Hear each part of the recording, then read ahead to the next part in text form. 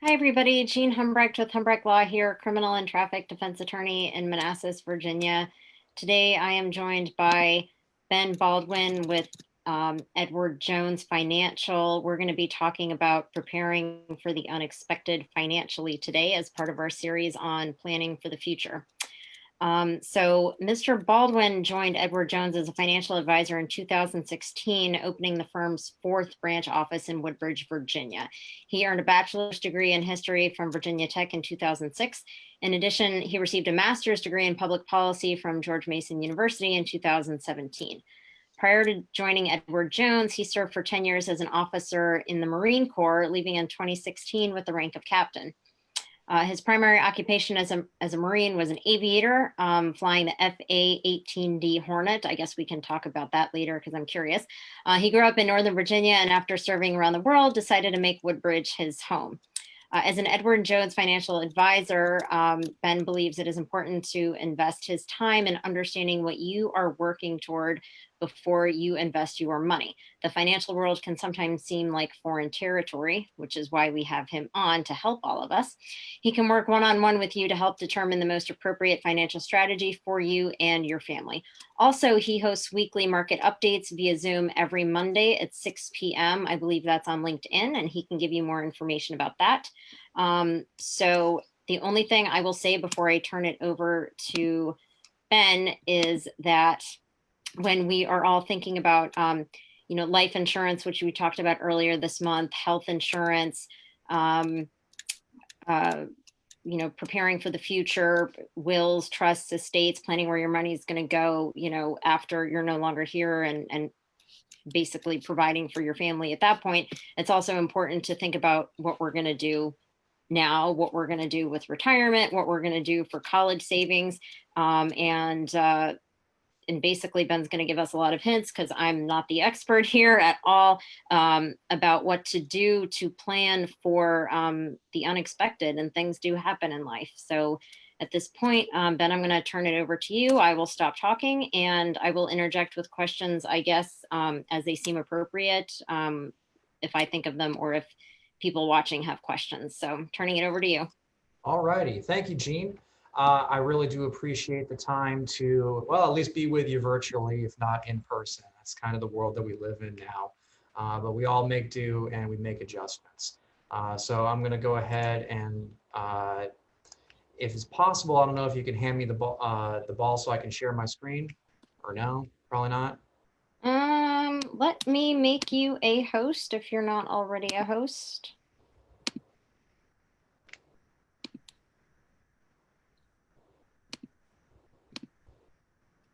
Okay, you are a co-host. All righty. Thank you. Let me go ahead and pull this up. Okay, so hopefully you see here up on the screen a nice, happy family. We're ready or not preparing for the unexpected. Yeah? I do. Perfect. All right.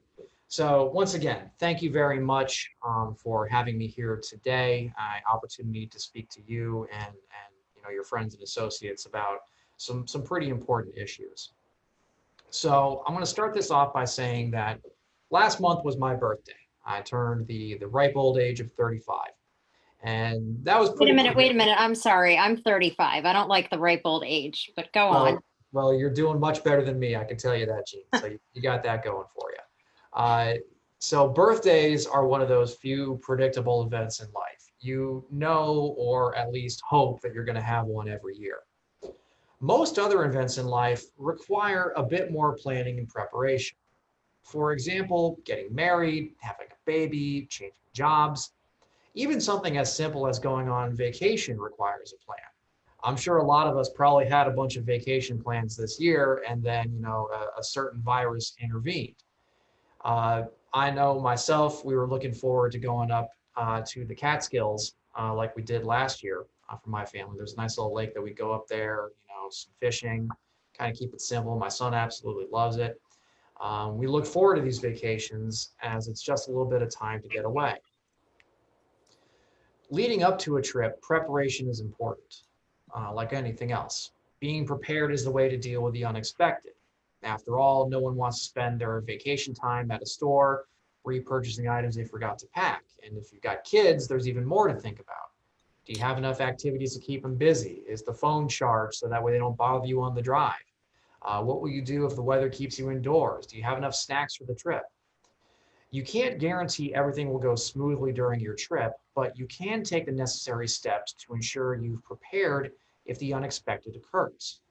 So let me share a vacation story that illustrates this and captures the need to prepare for the unexpected.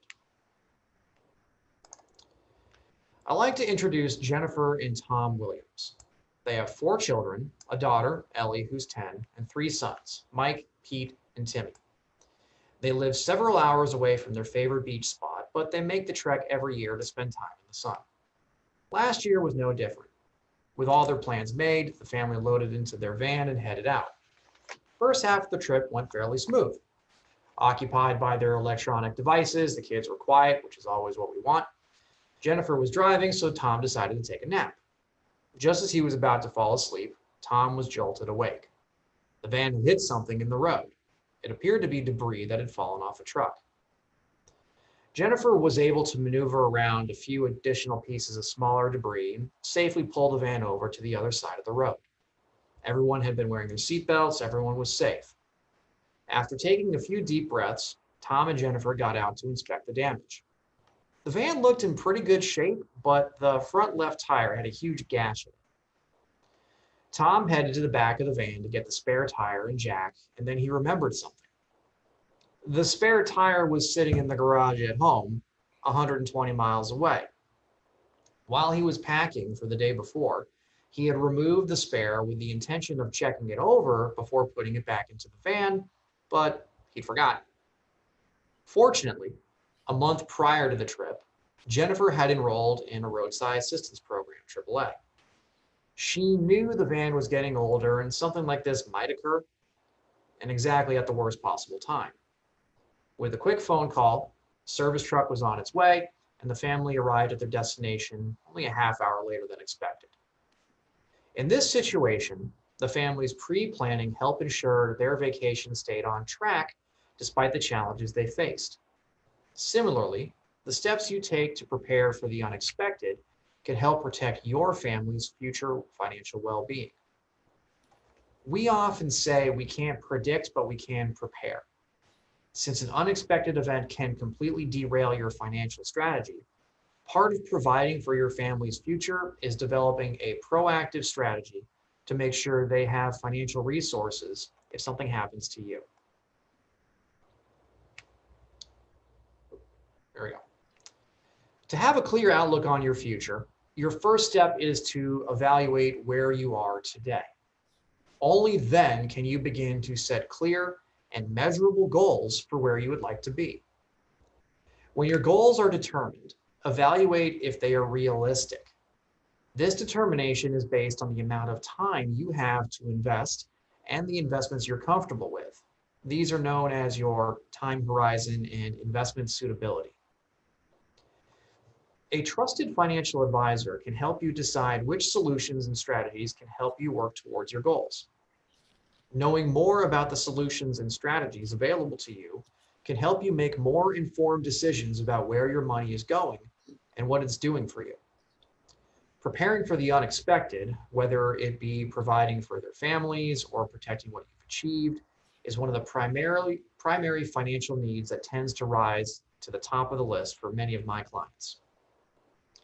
Now, once you set your strategy, you can stay on track by periodically evaluating where you are, whether you've reached your goals, and which new goals you'd like to achieve. Is your current strategy working for you, or are there adjustments that need to be made? It's also important to note that each element of your strategy should help you plan for the unexpected, prepare for the unexpected, and position your portfolio for expected and unexpected life changes. Life is full of the unexpected, as I'm sure we've noticed here this year. A job loss, prolonged illness, or unexpected loss of a family member can profoundly impact your family and your financial situation. By preparing for the unexpected, you put yourself in a better position to keep your overall strategy from veering off course. Today, we're going to address some risks you may or may not be aware of, some strategies or tools for addressing those risks, what the process looks like for my clients, and the type of life changes that may indicate a need for review. To help get us ready, let's take a quick informal quiz. Normally this would be, if we're in a group, show of hands, so just keep your answers to yourself. I'm going to make a statement and tell me whether or not this is true or false for you. So first question, I have a fire extinguisher in my kitchen.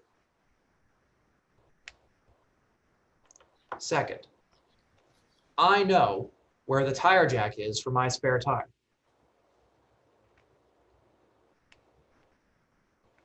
Third, I have checked my smoke alarms in the last 6 months.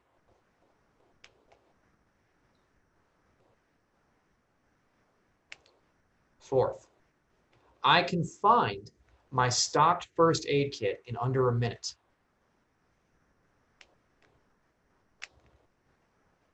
And then last, I have an emergency preparedness kit and have checked it in the last year. Now, add up how many true responses you made and keep that in mind. The closer you are to 5, the more prepared you may feel. So Jean, you're my victim here. Did you get all 5? I will say that if I break down on the side of the road like the Williams family, I will be good because I know where the tire jack is. That's all I will say. There you go. So with that being said, think about your finances for a moment. If I were to ask the same types of questions about your financial situation, would you feel as confident? Now, it's important to note that I'm not asking about how much money you have. I'm asking if you feel prepared for the potential financial impact of unexpected events in your life. When I work with my clients, I'm helping develop a strategy to help achieve their financial goals. My goal is not only to help them get on track, but also to help ensure that life's unexpected events don't derail what they have worked so hard to achieve. Remember, your strategy isn't complete unless you've prepared for the unexpected. So that means addressing some basic key risks that can impact your strategy. Some of these risks are ever present regardless of where you are in your life, and we can prepare for these by having items such as emergency food. Others will evolve over time as your life and needs change. For example, as you prepare for retirement, your focus may be on having items in place to provide for your family should something happen to you, such as life and disability insurance. But as you near retirement, this focus may shift to income replacement and protecting your assets against risks to ensure your money can provide for your retirement needs for as long as you need it. For those living in retirement, that need may evolve once again to the desire to pass along your assets to a loved one or to a cherished charitable organization. In other words, your strategy should be a continuum that evolves with your needs over time. Now, for the purposes of today's discussion, we're going to focus on the risks and needs as you are still preparing for retirement. But if you are interested in learning more about how to protect what you've worked for as you enter retirement, or about asset transfer and planning for your estate, please talk to me afterwards. I'll be sure to provide my contact information so I can provide additional guidance and resources. To get us started today, let's consider a common everyday household emergency preparedness item I mentioned earlier, fire extinguisher. Hopefully many of us have this in our kitchen. I am a terrible cook, so I know where that extinguisher is at all times. I can tell you that for a fact. You never know if or when a fire can start, but for me, it's usually when I turn on the stove. Whenever that fire does happen, though, you do want to have quick access to a ready charged extinguisher to put it out. And it also needs to be the right type of extinguisher. For instance, you may need a different method to put out a grease fire versus an electrical fire. Similarly, you need to be prepared in case of a financial fire. This can be caused by an unexpected job loss, a significant house repair, or any other a number of life events. With that in mind, let's discuss 5 ways you can address these foundational financial risks. First, Fortify your emergency fund. If you haven't started a fund, take the steps to set one up. The amount you should have in your emergency fund depends on where you are in your life. If you're still working, you want to have 3 to 6 months of living expenses saved up. If you're getting ready to start retirement, you'll want to have up to 12 months saved. Remember, your goal is to have these savings within easy access if you need them. This emergency fund is your last line of defense.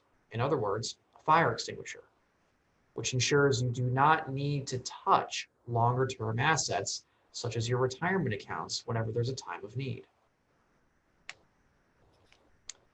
Second, consider establishing a line of credit. In much the same way as a smoke detector, a line of credit can help expand that last line of defense before having to dip into your investments.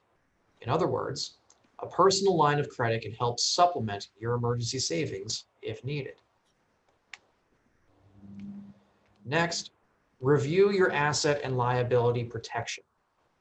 If you have a mortgage, you probably have homeowners insurance. If you rent, you have a renter's policy. If you own a car or a boat, you may have liability and or comprehensive coverage. These policies may offer a range of protections and features, including replacement costs for lost or stolen property and or limited liability protection. There also may be additional liability insurance to consider, such as an umbrella policy, depending on your assets and specific needs. Do you understand the protection and the features that your policies offer? Are you carrying enough coverage? Be sure to review your policies regularly, especially if you've experienced a significant life event that may impact your coverage needs. Fourth, address investment risk. While the market's ups and downs may attract the most attention, the way you react to these declines may be the biggest risk to your strategy. One of our key goals is to help you make sure your investments and your allocations remain in line with your goals and your tolerance for risk. A properly constructed portfolio helps address some of those risks. Your portfolio should generally include a diversification of your investments among stocks, bonds, and cash, so success isn't tied to one company or one type of investment. A makeup of quality investments with proven track records. A focus on your long-term goals, not on short-term fluctuations. And lastly, a determination of how much risk you are willing and able to take in advance. Hopefully, this approach will help temper emotional responses to inevitable market fluctuations. Finally, the face of healthcare continues to evolve. Depending on your employment and health situation, options to address healthcare costs may be available, including coverage through your employer, COBRA, or another plan if you're younger than 65. As you get closer to retirement and Medicare becomes a factor, working with a financial advisor to understand how your choices will impact your living in retirement strategy, as well as items such as addressing long-term care costs, which are not covered by Medicare. Each of these 5 recommendations is meant to address certain financial risks, regardless of your life stage. Remember, as I mentioned earlier, the way you prepare for the unexpected may change as you move through your career, grow your family, acquire more assets, or move toward retirement. With that in mind, let's talk about some strategies to consider if you are early on in your life or mid-career, caring for children or aging parents, paying a mortgage or other loans, saving for retirement, or planning to pay for a child's education. At this stage of your life, providing for your family's future is often the overriding focus.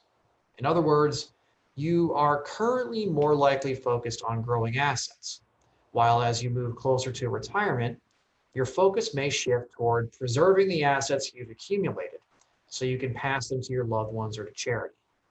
So for this part of your life, preparing for the unexpected really means finding ways to replace your income in the event of death or long-term disability. Now, death and disability are uncomfortable topics to discuss, but ignoring them could lead to a much more uncomfortable situation for your loved ones. You wouldn't shy away from making sure you have a spare tire just because the thought of a flat is unpleasant. These are basic tools that you hope you never have to use, but that you have because you don't want to be caught off guard. No one likes to think about risks like a house fire, but ignoring risks does not make them go away. A death or long-term disability could leave your family without the ability to cover your financial obligations. In much the same way, insurance can potentially help you prepare for two of life's most difficult possibilities. Life and disability insurance are potential solutions to help address these risks by providing income and resources for your loved ones.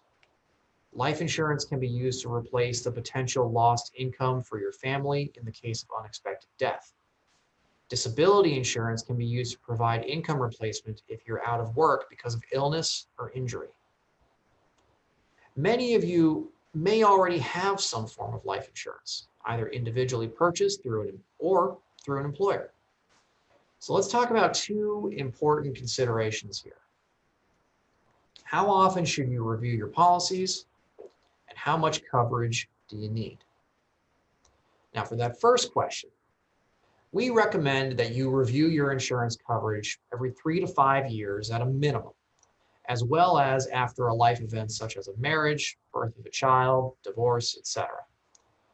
Each of these life events can not only change how much coverage you need, but also provide an opportunity to determine if newer policy options may better suit your needs, as well as provide an opportunity to ensure you have the right beneficiaries on your policies. As far as how much coverage you need, there are different ways to calculate approximately how much term or permanent life insurance may be appropriate for your situation. We recommend working with a financial advisor to determine your needs, but as a rule of thumb, there are two types of approaches you can use. First is a multiple of income approach. So with that, what that means is we generally suggest a coverage amount of 7 to 10 times your current pre-tax salary. So if pre-tax is 70,000, 10 years would be 700,000.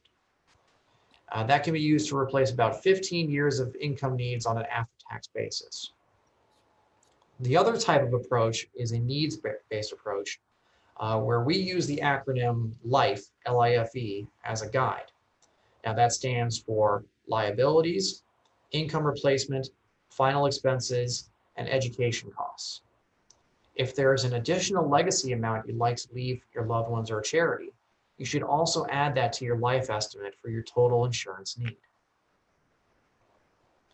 While using the current salary estimate may be a good starting point, it doesn't account for your age or specific needs you may need to cover.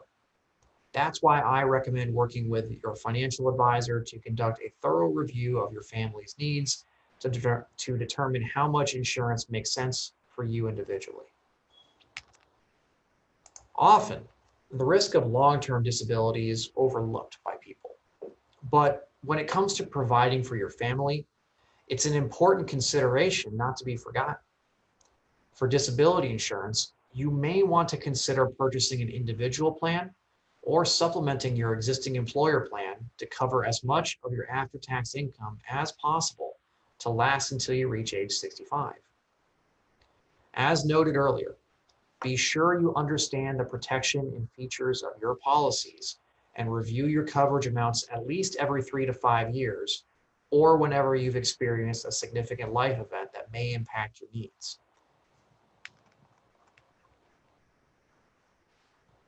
In the end, all this preparation for the unexpected is really about protecting the ones you care about and taking steps to make sure the strategy you're using to pursue your long-term goals doesn't get derailed. Making decisions about how to deal with unexpected events before they happen gives you the power of choice.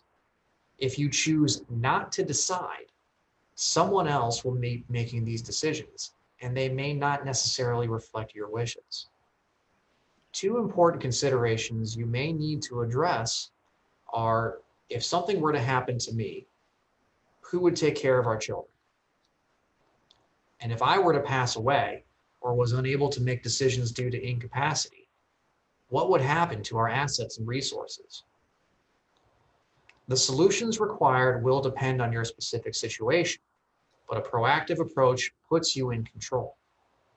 That's why it's important to work with your team of tax and legal professionals to make arrangements regarding your children's guardianship, as well as how medical and legal decisions will be made if you are unable to do so.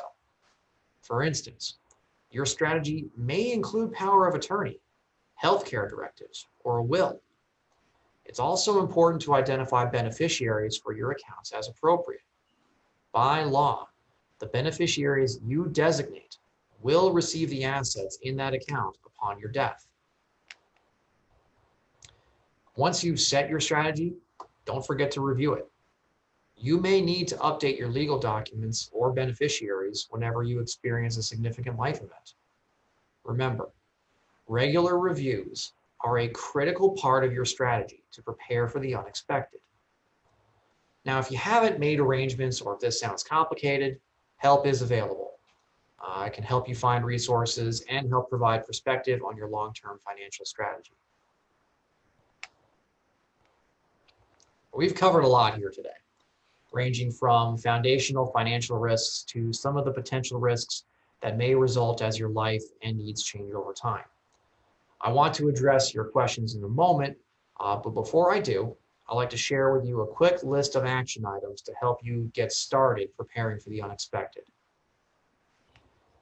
First, detail your current financial situation. This should include your income, living expenses, debt, and assets, including any money set aside for emergencies. It is the first step of that 5-step process I mentioned at the beginning of the presentation. In other words, determine where you are today. Second, fortify your emergency fund. If you haven't started one, start one. Remember, your goal is to have 3 to 6 months of living expenses saved and within easy access if you need it. If you're getting closer to starting retirement, you want to have up to 12 months saved. Third, consider a line of credit as a backup to help supplement your emergency savings if needed.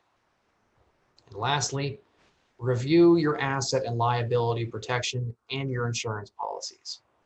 Pay close attention to coverage limits, features, and the impact of any significant life events you may have experienced since the time the policy was last reviewed. In addition, work with your financial advisor to address investment risk. Stay diversified, stick with quality, and focus on your long-term goals. Review your medical expense coverage. Weigh your options of saving for versus insuring against potential medical costs. Consider your life and disability options. Work with the financial advisor to help ensure you have the right amounts and types of coverage. Address questions about guardianship and how your assets will be handled in the event you pass away or are unable to make decisions due to incapacity. Consult with your tax and legal professionals on what may be appropriate for your situation and identify your beneficiaries for your accounts.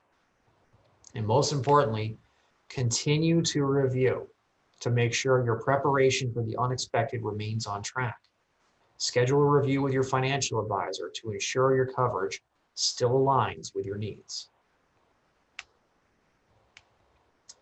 Now, the good news is you don't have to do this alone.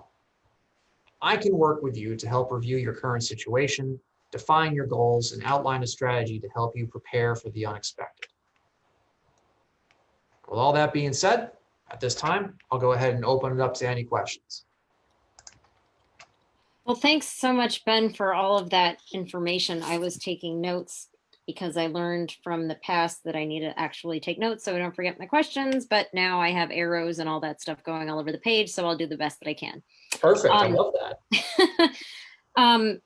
I just first want to say that I think this was a really good presentation to end the month because of my theme of planning for the future, because you touched on so many things that we already discussed. We had Courtney Haycoop, who deals with life insurance earlier in the month. She was basically talking about why, someone would need it. And as you said, basically income protection. And then reviewing your medical coverage. We had David Hillison with D Hill Financial basically talking about how you don't really realize that you don't have the coverage you need until it's too late, unfortunately. And then a lot of people, can't do anything about it. So I just wanted to point that out because it is very important to understand what's in your policies.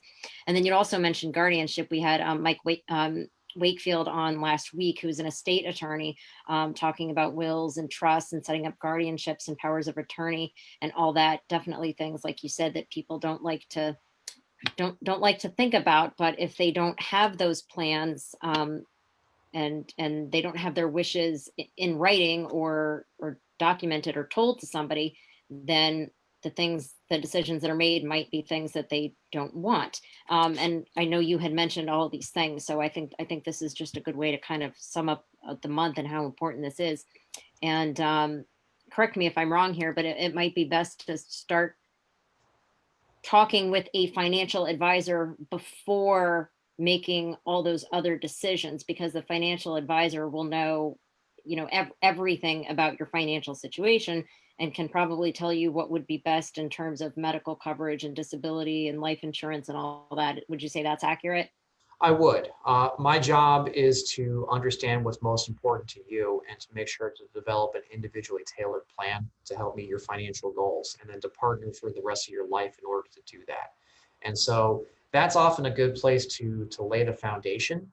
And then from there, you can then branch off and talk about, hey, here's what we're thinking about in terms of life insurance. It might be a good idea to review your healthcare coverage. Hey, here's some other things to consider because you talked to me about what happened with your mom when she was in a nursing home.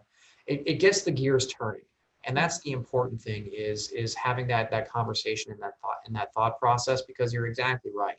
It's real easy to just not want to do it because it's not fun to talk about, and then the next thing you know, the decisions are getting made for you, and they're often not in your best interest. So having that action and that agency to do it now while you have the means and, more importantly, the time is important. Hmm. And so you briefly touched on investments and risk, and mentioned stocks, bonds, focusing on long term versus short term, how much risk you're willing to take. Mhm. And I know that you had mentioned once before when we spoke, that there are different ways to invest. You don't have to invest tons of money. It's all about how much you're willing basically to. Well, maybe you should really explain this better, because people might think, I don't have any money to invest. I don't want to lose all my money. Mhm. Do you want to maybe just like touch on that and how you can help people who are risk averse? Explain to them why investing might be good and how they can avoid risk to Absolutely. the extent you can. Sure. So the stock market's a scary place, right? It can seem daunting. The numbers go all over the place. Everyone here who has been around to remember the 2008 financial crisis, knows how that felt. And if you are investing at all or even watching what's been happening this year, you're feeling that as well. Those things are difficult because we don't have any control over them, right? Nobody here, at least I hope, is able to head up national pandemic response, or is a macroeconomic theorist or anything like that, or the CEO of a Fortune 500 company. If you are, call me.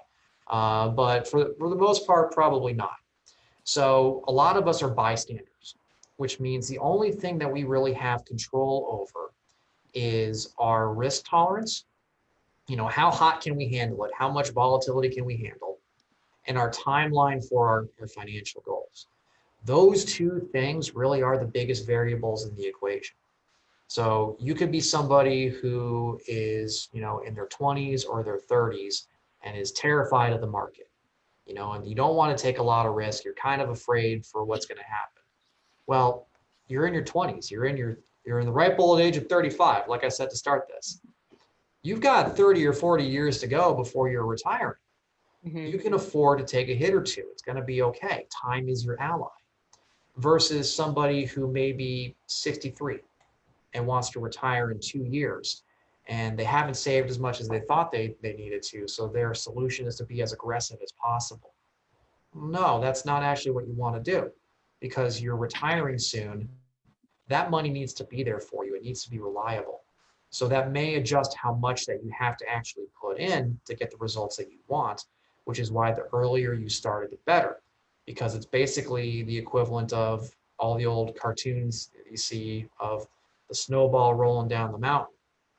The higher up that snowball is before it starts, the bigger it is when it gets to the bottom, because time, compound interest, maintaining a good coherent strategy, that serves you better in the long run versus picking the right stock.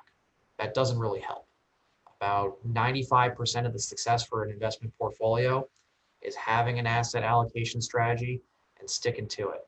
Less than 5% is picking the right stock at the right moment.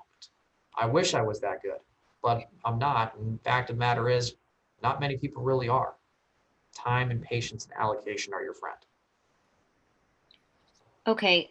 Um, what would you say to somebody who thinks that they are starting too late? I don't know what age that would be, but let's just say, oh, I was going to invest in Amazon and I didn't, and I'd be a millionaire by now. Or, somebody that thinks I don't have enough money to invest, or I can't afford to lose any money, or I'm 45 and I should have done this 20 years ago. Mhm. What would you say to them? Is it I ever always too love late? hearing about the one that got away. Yeah. That's Yeah. always my favorite. It's never too late. There's always a time to start. The time to start is always now. There's always something that you can do. It just means we may have to adjust what your goals are. Part of what we do is we sit down and determine, where you stand today financially. So I sit down with you and take a look at all your assets, all your debts. What's your budget? Because that's a huge driving factor for this. If you're completely underwater in your budget and like money's coming out more than's coming in, well, the advice is simple there. Cut your spending and let's get it to something that's reasonable. But that's where we have to begin. And then once we begin there and we uncover what your goals are, hey, you want to retire and live at this current standard of living, or you want to move to Florida, or you want to rent a houseboat and live off of that for the rest of your life. Whatever it is, right? Let's quantify it. And then let's put that down and let's see if the dream matches reality. Now, it may or it may not. And when that happens, that's when we either look to, do we need to adjust our goals? Or do we have other resources that are available that we have failed to account? And then we put those to work, and then we continue to evaluate and adjust and look and check and evaluate and come back to it all the time. Not everybody here is going to be someone who has got $1 million a month that they can throw to something. Again, if you are that person, call me. But Well, me too. exactly, call all of us, Yeah. even the people on the line. Call, hook a buddy up. But we want to make sure that whatever we're doing is tailored for you. And we have to account for everything. You're not going to have just the stock market. There's also Social Security to consider and when you're supposed to be taking that. Medicare, Medicaid, all these things. If you have a pension, those are other things that we have to take into account.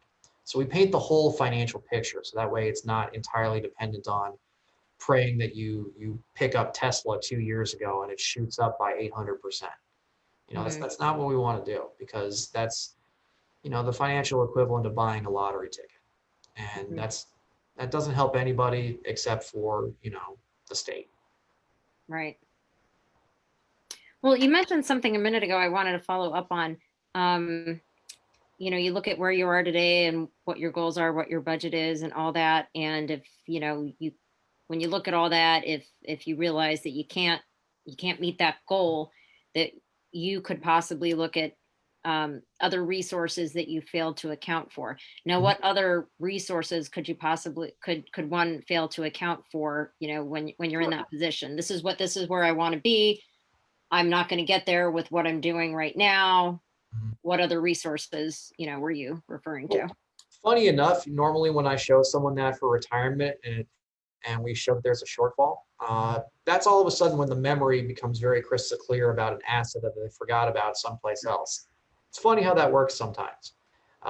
And so that's usually one of the big things is, hey, maybe you've got a property that you carry, or maybe there's an old 401k lying around somewhere that you've completely forgotten about. Maybe there's like a thrift savings plan if you work for the federal government or the military. Uh, Whatever the case may be. Sometimes all the information that we have may be all the information on the table, and that's okay too. It just means we then may need to discuss adjusting your goals. Now, those are uncomfortable conversations, but we're having them now in a static environment versus after you've gotten the gold watch and they've had the retirement party and the cake has gone stale, and now you're sitting in your home wondering how you're going to pay for all of this. So I feel it's important to have these uncomfortable conversations now versus in the moment, because by that point, it is too late. And you don't want to be that. Hmm. So if somebody comes to a financial advisor, they come to you, they lay it all out on the table, and you discuss with them, life insurance, disability insurance, investment, retirement, saving for their kids' college, whatever it is that their goals are. Mhm. Um, and then at that point, I don't even know the question to ask. At that point, you tell them, I guess, what you think they should do, Mhm. and like based on their goals, whether it's invest, whether it's retirement, like how much life insurance. I don't know. Like maybe why don't you just tell me, like when somebody comes to you, you discuss Sure. what they want, then kind of go through your process at that point after you've had that Absolutely. conversation. So the big thing with this that I stress to anybody who comes and talks with me is this is not a 1 day, 1 hour thing. Hmm. This is an ongoing relationship. This is a multi-appointment process. So the first appointment when I sit down and talk with someone, or virtually through Zoom or over the phone or whatever it is, the first question that I usually ask them is, why did you say yes to this meeting? What is going on in your life that made you stop what you were doing and say, I need to talk to Ben. I need to talk to a financial advisor. I need to just figure something out. And then I let them talk and I hear what they have to say, make notes, ask questions about that, and continue on from there. Then I want to know their budget. So I will send out a monthly budget worksheet, which has pretty much anything that you could think of on there, and have them fill that out. Then I want to see what their financial situation is in terms of assets, liabilities, taxes, pay stubs, all that kind of stuff. So basically anything with your name and a dollar amount attached to it, I want to know about it. So we start to put all that together. Once I have all that, we're then able to lay the financial foundation for everything else that we're going to look to discuss, whether that's retirement, whether it's protection, whether it's college savings, whether it's a short-term saving goal for like buying a house in a couple of years, whatever the case may be.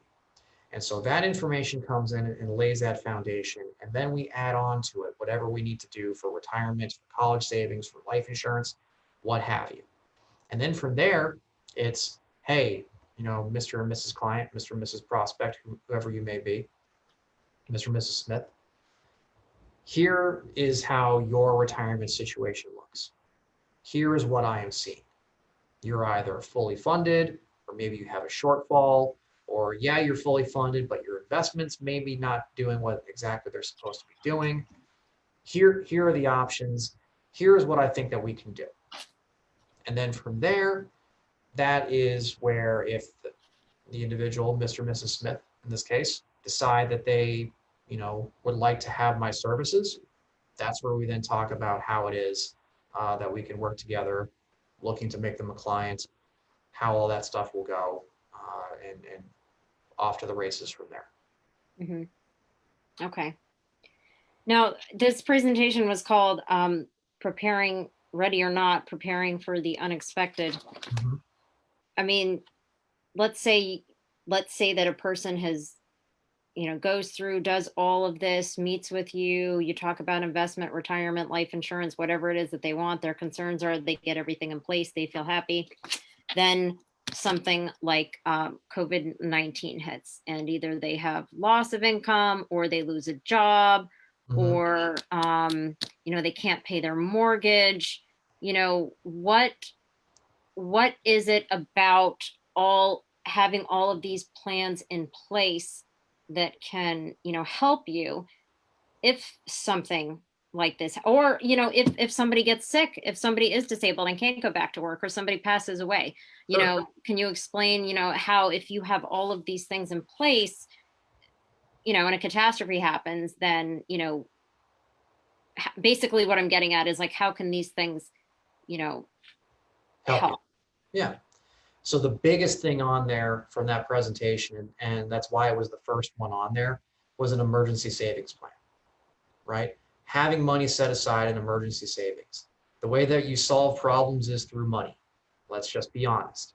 And so having that set aside where you've got 3 to 6 months of what your pre-tax income is, if you're not retired, and then 12 months if you're close to retirement or in it, that's your cushion.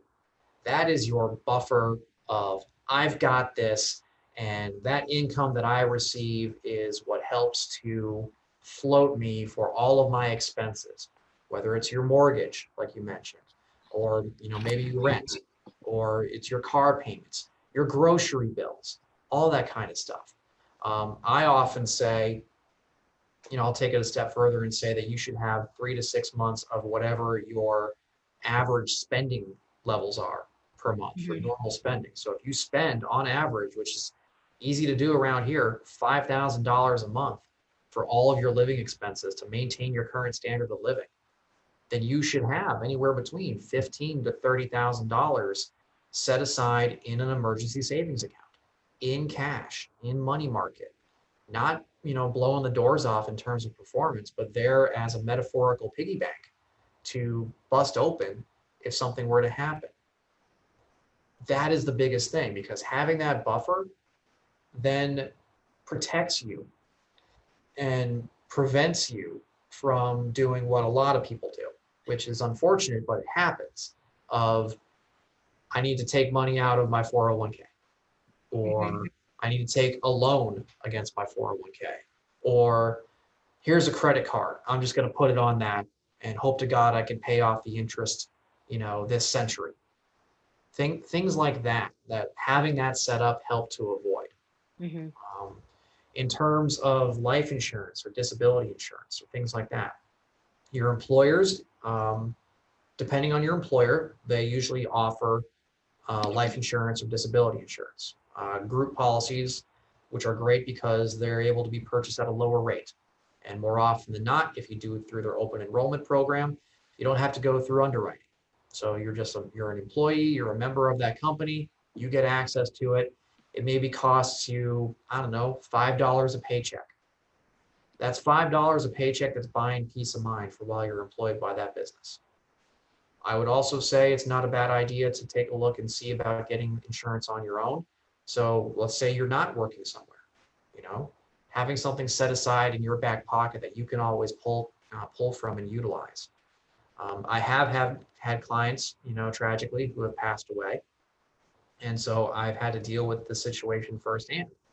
And once again, having that insurance, having that tax-free money, because all life insurance payouts are tax-free, that the client is able to use for whatever they need, whether it's paying off the mortgage so that way they don't have to worry about that check anymore, and then they can figure out what to do with the house afterwards, whether it's using that to move, whether it's funeral expenses, whatever whatever the need is. Again, it's a problem that's solved by money. And so having that there helps with that, and gives them that peace of mind of, I know I'm covered, and I know my family's taken care of if heaven forbid anything were to happen to me. And so that's the thing that we stress about all this stuff is, we do this to make sure that when these things happen, we are prepared and we know what we're going to do, and we're going to be fine. I don't know if some of the questions I'm going to ask are going to get, too specific, and maybe you'll tell me that that's an individual question based on your own situation. I'll But let would you say that the number one thing that people should do is that emergency fund before anything else? That's an individual. No, I'm just teasing you. I would say having an emergency savings fund is definitely one of the first things that you should look to do, generally, Mhm. because it then frees you up for everything else. It's kind of to get really nerdy here and to show my public policy background. It's the hierarchy of needs. It's, first you need to have shelter, right? Mhm. Before you can go out and look for food. First, you need to have emergency savings before you start talking about wanting to buy a boat. And Mhm. more often than not, we do the opposite because it's shorter term and it's instant gratification. I can tell you that the people that I know and the clients that I have that do well and didn't call me in a panic whenever things started going down back here in March were those people who were prepared and did the necessary things throughout their life to get to the point where they are today. And really, all we're talking about is habit forming, building a good habit. We're not talking about like chucking half of your paycheck over to an emergency savings plan or anything ridiculous like that, but maybe just a little bit, almost like a tithe. Put a little bit in there every month, account for it, budget for it, and do it consistently. And then the next thing you know, you have a huge pool of money in emergency savings, and you may end up actually having the good problem of having too much money in emergency savings. At that point, it's like, all right, you've done that. You don't need this much. Let's figure out what we can do with that to put it to better use. We've accomplished that goal. Mhm. Now let's do something else. Because you have to pay taxes on that, right? Depending on how it's set up, yeah. That's why I would say money market generally is because all that is pretty much cash. So savings account at a bank is a prime example of that. Mhm. Yeah, it earns interest, but more often than not, not that much. Right. So that would be something that I would recommend doing, or suggest broadly. It's something where money market is relatively safer. Money market isn't as volatile, and would be the broad recommendation for that of money market or cash type products just like that. Okay. And you mentioned people calling in a panic in March. Yeah, I wanted to ask about that. I mean, obviously we're live today on September 25th, 2020. Yeah. Um, I started saying that when I was doing these webinars. We're recording this during COVID, and because I thought it was going to be dated, but we're still in COVID. Yes. It's been 6 months now, so I guess, can you tell us anything about what you've noticed in terms of people panicking and people not panicking? And I mean, you mentioned it a little bit. You said that people that were prepared, didn't panic, but yeah, I guess just from your perspective, in what you do, what you've seen, and I guess my follow up to that would be, if people didn't plan and things broke bad and went bad, can they still do something? Absolutely. So I often joke that nobody calls their financial advisor when the market's up double digits over the years. So it's tough to get people to answer my calls when things are doing well. But normally when there's a downturn, suddenly people are paying attention again. It's funny how that works. I will actually tell you that for the most part, my phones were relatively quiet, and I was actually the one who was calling my clients during February and March and through April and telling them, hey, here's what we're seeing. Yeah, guess what? Your stuff's down because the whole market's down. There's no silver bullet here. And my responsibility really was to remind people of what their longer term goals were. I have a saying that I like using all the time of, short term investment decisions are driven by greed and fear. Long term decisions are driven by math. And so you remind people of that longer term goal, and more often than not, they understand that. and they, people will understand, hey, yeah, okay, this is not fun, obviously, but we're gonna ride this out. Um, Everybody's situation is different on an individual level. So as far as what each one of them talks about, I can't really, go into that level of detail. But broadly, the message is even things like this will be temporary. Knock on wood. Here we go. Here's hoping, and you'll be able to get through it. Uh, just remember that. And then for people who maybe they weren't, not necessarily weren't prepared, but it got too hairy for them, right? They just can't take it anymore. You Mhm. know, okay, we can adjust your portfolio. Just recognize that we are doing that. That may mean you're actually locking in the losses. So if you're comfortable with that, that's fine. But because at the end of the day, it is your money. So it's Mhm. not like if you invest with someone, ideally, or definitely with at least with us, where you give us that money and you're out of luck. Hey, sucks for you. No, it still is your money, and so you Mhm. still have that responsibility. You still have that right, and you can still do that if need be. And so I make sure that I address that with my clients and make sure that they understand what it is that they're doing. Uh, and if they decide that that's what they want to do and they feel that that's in their best interest, okay, we'll go ahead and do it. And then I'm going to call you 3 weeks later to ask what you want to do now. So that was March for me. Yeah, because I would imagine anybody that has any money in stocks and investment would panic when freak out, be concerned, whatever term you want to use, when Those are anything accurate. when anything happens, with the market. And you mentioned being risk averse. Actually, this me just kind of thinking out loud led me to a question. Sure. Can you maybe explain to people watching why specifically investments would be beneficial, and how you can potentially allay any concerns? Because me personally, I'm risk averse. So what would you say Sure. to somebody like me who says, I don't want to even invest $5 because I don't want to lose $5? $5 is $5. So what would you say to that? Absolutely. So there is always a risk with investing. There is no silver bullet investment out there. Anybody who tells you that there is trying to steal your money. All right. Mhm. So just getting that out of the way. There is a risk to not investing, and that's called inflation. Mhm. Because every year, that $5 that you talked about, that purchasing power that $5 has goes down.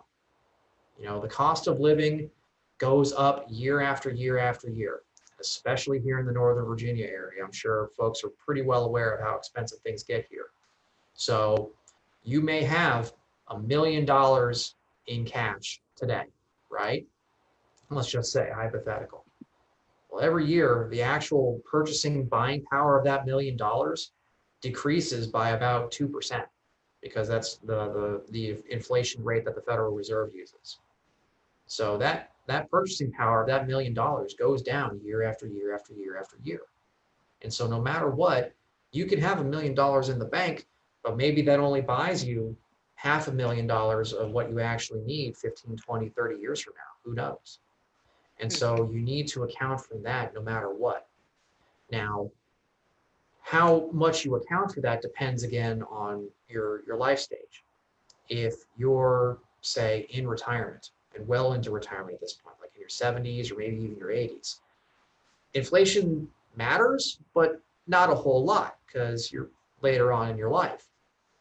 If you're younger, 20s, 30s, 40s, inflation does matter. And so that is one thing that you have to account for. Again, that goes back to our conversation of you've got a longer time frame. You've got a lot more runway that you have available to use to get to where you need to go. And so you can afford to take more risks. You can still be risk averse and have a low risk mentality, but because your timeline is much greater than somebody else's, you can still afford to be in stocks, in equities, in those kind of things, and take a hit or two.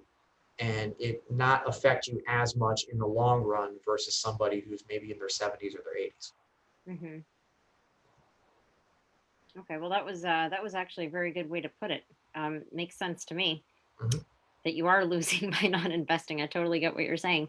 Yeah, Um, and I know everybody's situation is different, but um, basically, it sounds like if you talk to a financial advisor, you tell them what your goals are. This is how much money I have.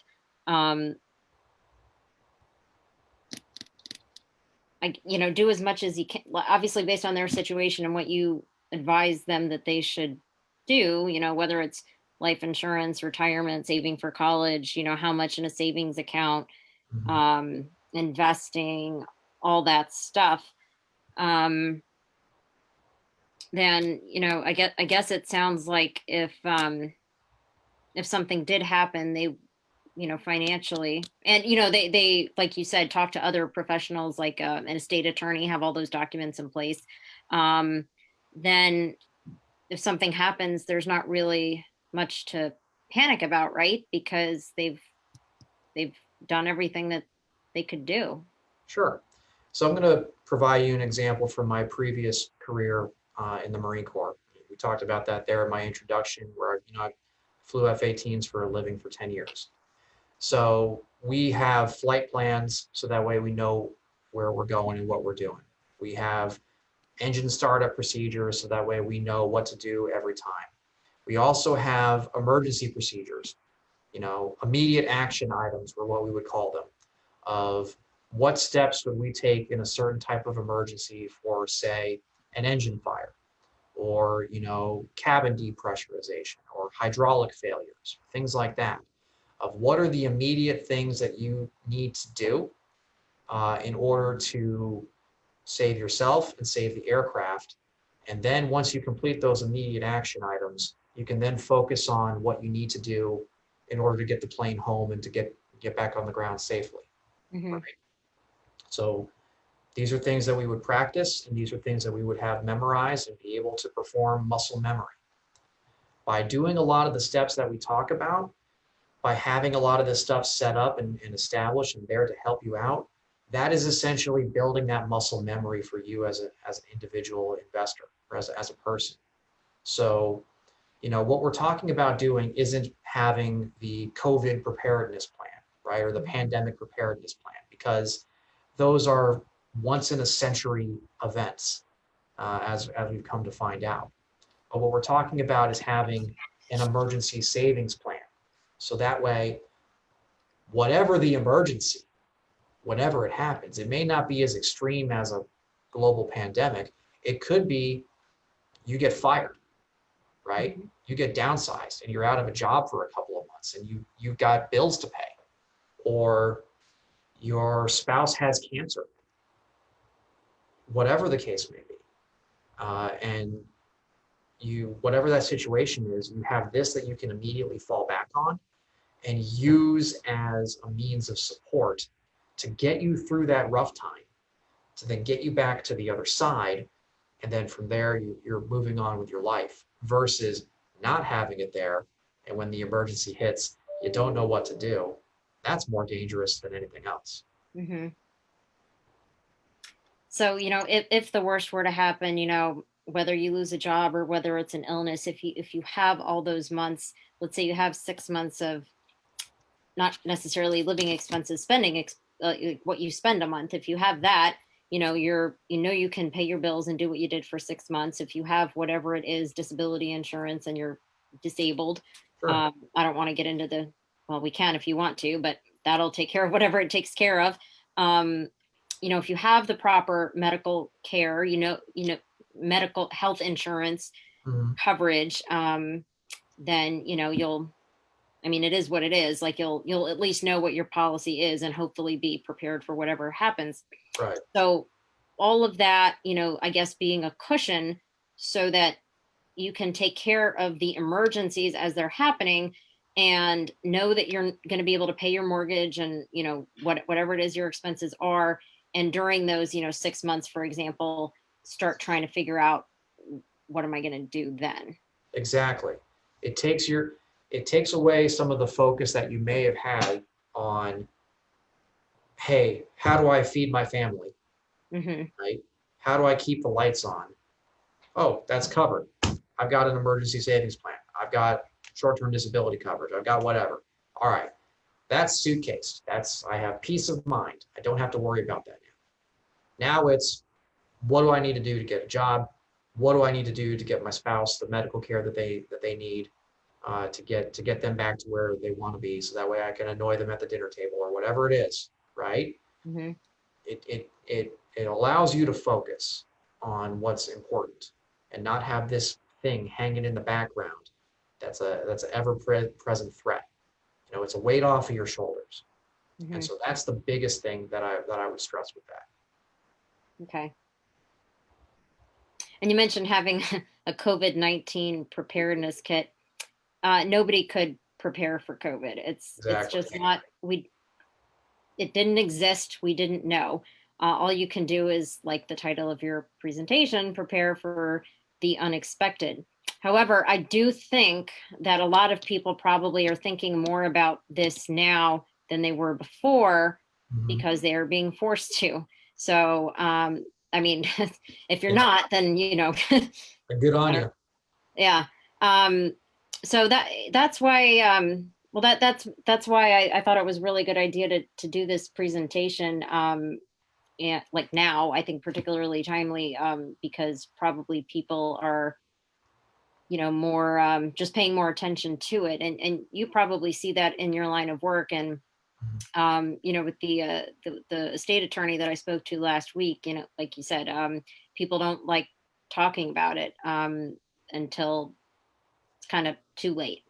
But if they do talk about it in advance, then there usually are not problems. It's when people don't plan for things. Exactly. So, well, is there anything else that you want to leave us with before you go? We'll put all of your information in the comments, but anything else you wanted to leave everybody with? Sure. The biggest thing is taking the first step, right? Um, the hardest part of any journey is that first step. I ran the Marine Corps Marathon a couple of years ago, and like an idiot, I didn't train for it. And I was dreading it, but I promised my mom that I would do it with her. And so, being the good son that I am, standing there at the starting line for the Marine Corps Marathon, just thinking to myself, what have I gotten myself into? And then the gun sounded, and I took that first step. It wasn't fun. I'm not even going to try and sugarcoat that. And then I definitely didn't set any marathon world records, so don't bother looking up my name. Um, but I did accomplish it. And so that would be the biggest thing that I would stress is it never hurts to take that first step. Ignoring it does not make the problem go away. It just makes it bigger and uglier for when it does occur. So don't be afraid to take that first step. Don't be afraid to talk to someone. It's my job to make sure that whatever your financial situation is, whatever got you to the point where you're sitting down across from me, I don't care. I'm just happy that you're here. And then once you're here, we could figure out whatever's going on in your life and we could take it from there. That's the big thing that I stress is take that first step and figure out what those answers are because there's more power in knowing than not. Hmm. Well, that's a really good way to put it. So if, somebody thinks that they've made some wrong decisions, or they're not happy with the decisions that they made, whether it's medical care coverage or life insurance coverage or investments, can you work with them and, move stuff around, or can that stuff be changed and fixed if they're not happy with the decisions they've already made? Absolutely. Nothing is set in stone. It just takes it takes that kind of emotional fortitude for yourself to be able to say, let me have someone else take a look. Hmm. Right? There's no shame in that. There's no judgment. I tell people all the time, I don't care what got you here. I don't care what investments you've done. I don't care what mistakes you've made. I'm going to be honest with you, and we're going to take care of it. If you want me to scold you afterwards, I can, but that's not my job. My job is to help solve a problem Hmm. or to provide a solution. Hmm. Do that. Okay. Well, that was a very good way to put it. I don't know who wouldn't call you after watching this webinar. Me Um, neither, I tell you. I don't, you made everything seem very clear. I really liked the presentation. Anybody that watched this, I'm sure is going to get a lot out of it. And I am going to be replaying this. So if you're seeing this later or watching it live or you missed any of it earlier, it will be on Facebook and on YouTube. And I definitely suggest that you watch it, from the beginning, at least if you don't want to. If you don't want to hear me blabbing, you could listen to the part where Ben was talking about what you need to do to plan for the future, because it was very straightforward, things that you would think that we should be thinking about. Maybe people say that to you all the time. I should have thought of that myself. I can't believe I didn't think about that. But Part of my job is to sometimes restate the obvious, but because it's coming from somebody else, it sticks. So mhm. you're not alone in that. I can tell you that for a fact. Yeah, well, this has really been so much great information, and as Ben said, everything is very specific and individualized, and everybody's situation is different. So if you have any questions, obviously reach out to him. We'll put his contact information in the comments. And Ben, thank you so much for your time today on a Friday afternoon. I really appreciate it, and I know everybody who's watching appreciates it. And I guess that's it. Thank you so much and have a good weekend. Thank you, Gene. I appreciate the time to speak with you today. All right, well, I'll talk to you later. You bet. Bye.